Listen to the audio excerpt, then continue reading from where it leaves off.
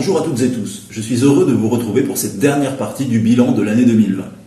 Tout d'abord, je passe assez vite sur certaines réalisations, la rénovation du monument aux morts, la poursuite de la modernisation de l'éclairage public avec l'installation de lampadaires à LED, les travaux de rénovation des salles municipales. Comme nous nous y étions engagés, le lotissement communal Lorte a été finalisé. Il s'inscrit dans notre volonté de proposer une offre de logement accessible à un prix raisonnable. Avec 132 € du mètre carré, l'objectif est atteint. L'attribution des lots s'est faite selon un règlement voté en conseil municipal, précisant les critères de revenus ainsi que la nécessité de ne pas avoir déjà été propriétaire de son logement. En ce qui concerne les finances communales, même si les comptes ne sont pas définitivement arrêtés, je peux d'ores et déjà vous dire que l'excédent de fonctionnement dégagé sera cette année encore supérieur à 700 000 €.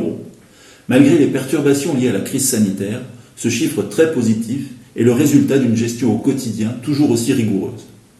Cet excédent sera intégralement affecté à l'investissement, car investir, c'est préparer l'avenir, et nous souhaitons y consacrer un maximum de moyens. En 2020, pour la deuxième année consécutive, nous aurons investi plus de 500 € par habitant, là où la moyenne pour les communes de taille comparable est de 370 € par habitant. Ces investissements sont réalisés sans augmentation des taux des impôts communaux, comme nous nous y sommes engagés depuis 2014. De plus, il est bon de rappeler que le taux de taxe foncière à Capestan est parmi les plus bas des communes héroltaises de plus de 2000 habitants. Je n'évoque plus la taxe d'habitation, puisque vous savez qu'elle est désormais supprimée. À ce propos, j'espère que l'État tiendra sa promesse d'une compensation à l'euro près pour les communes. Quoi qu'il en soit, nous anticipons le financement de notre plan pluriannuel d'investissement en adhérant à l'agence France Locale.